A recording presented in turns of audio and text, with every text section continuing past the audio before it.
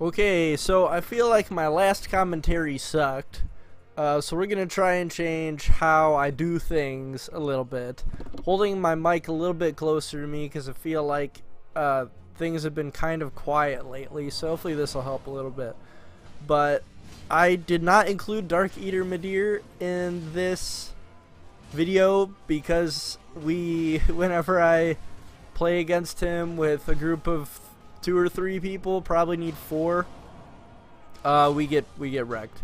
Only take out about probably double that health bar.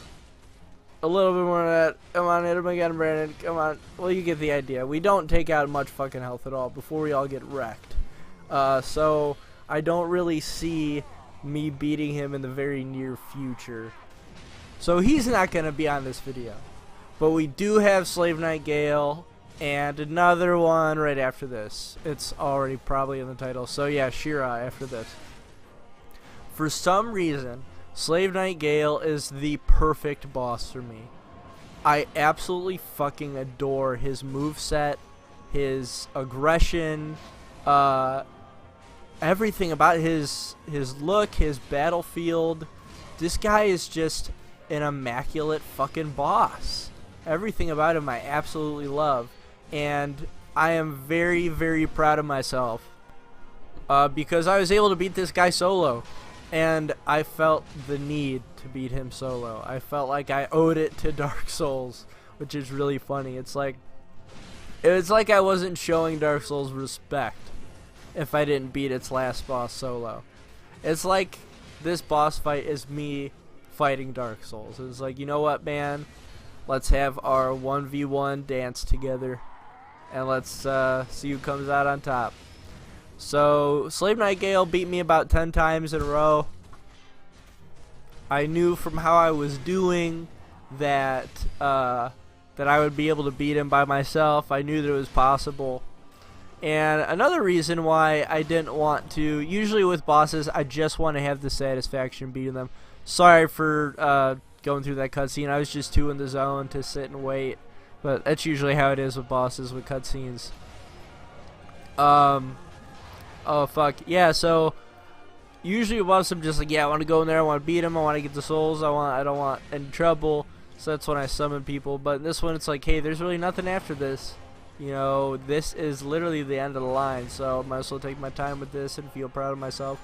And ever since I beat this guy solo, I want to beat all bosses solo now. Like, that wasn't something too important to me, but now it's really important to me. So I beat Sister Freed and Father Arundel solo for the first time ever, New Game +3, and I am super proud of myself. Maybe I'll be able to go back to Dark Souls 1 and do a fucking kick-ass job now. But anyway, let's talk about this guy, his moveset, and how to get at him. I wouldn't get too greedy. This is an endurance fight, in my opinion. With the Fume Greatsword, obviously, you only want to attack him once with an Ultra Greatsword, and then back off and wait for another opportunity. As far as faster weapons, one flurry of attacks and then get out of there. You know, like basic 3 sweeps, maybe 3 R1s or an R2, and then get the fuck back. This guy doesn't offer many opportunities for hitting him. I would never hit him when he's staggered, cause shit gets real after he's staggered. So just fucking run away, unless you've got a really dexterous, dexterity focused weapon, or maybe you could poke him 1 or 2 times. But other than that, don't fucking even try. The second phase is harder than the first phase, and the third phase is harder than the first phase. At this point I thought I was fucked because he hit me too many fucking times in a row. I'm like, oh my fucking god. I think I go down to 8 as this is here. You just fucking, this is something that happens in Dark Souls. A chain of fucking healing. There will be points when a boss gets you in a perfect chain of attacks and you feel the need to heal and heal and heal and heal, because after every heal you do, you get hit again. And so it's good to avoid situations like that. And if you feel yourself in one, just fucking get some room between him and you. So you got to be careful with this boss. You got to wait for him to get his combos out. You got to get behind him as usual. He has varying combos. Sometimes he'll sweep around for 3 spins. Sometimes he'll sweep around for 2 spins. Most of the combos in here are only like 2-piece combos, unless they're that. If they're the lunging combo, then he'll do the lunge and then he'll do 2 spins. Be careful of his cape. His cape is a weapon too, which I think is a little dumb because it's literally just cloth. But yeah, his cape will deal damage to you. Maybe it's just because it's all scully and red and gross and magic. So watch out for his magic red cape. It goes a distance. It just kind of whips around. Something that's also very important, when he shoots the white auras at you, or you know, the way of white, like boomerang things. Dodge forward, not backwards, and then get behind him. Get to the opposite direction of where the rings were thrown, because as I said, they sort of boomerang, and you need to be on the opposite side of them. Also with the crossbow, the repeating bolts, I like to roll to his right. I feel more comfortable with it.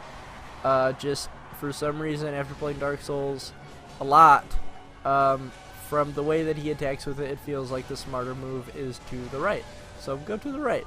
And try to curve around so that you can, as you're rolling away from the bolts, you're getting closer to him. Like, don't just roll completely, you know, to one direction.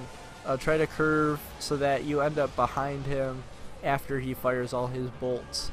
Lightning isn't something really to give too much a shit about until phase 3. Then they start fucking raining down, and you need to look out for the black spots where it's glowing in the ground, because that will show you where the lightning bolts will hit. Yeah, and just make sure, you know, just it really takes knowing the boss's moveset to beat him. So after about 5 tries, I think I've figured out all his moves. So this is really a boss for at least an experienced Dark Souls 3 player, because I think I'm an experienced Dark Souls 3 player. I'm not a very experienced Dark Souls player. And this is where I was like, oh fuck. Because whenever bosses get to this sliver, it's just, you know, for some reason, Dark Souls gods want to screw with you. But yeah, there's Slave Knight Gael, a fucking epic boss. I was hoping there'd be some kind of cutscene, but there wasn't. What you gotta do is deliver the blood to the painting woman, Arya, I think her name is, one of the members of the Sable Church, I think she is. But anyway, this is Shira. She's daughter of the Duke. Maybe that's Duke's dear Freya, because they keep adding in a lot of Dark Souls 2 references in Dark Souls 3. There's a lot of fucking Dark Souls 2 references in the Ring City, which is very interesting. Watch out for those fucking lightning bows. They're insane, and they're hard to telegraph. You don't really know when they're gonna hit. Look at this shit. Just get as close to her as fucking possible, so she doesn't try to hit you with those, because that is the most deadly fucking part of her attack, is hitting you with those lightning bows, and I fucking love it. The Fume Ultra Greatsword is really funny.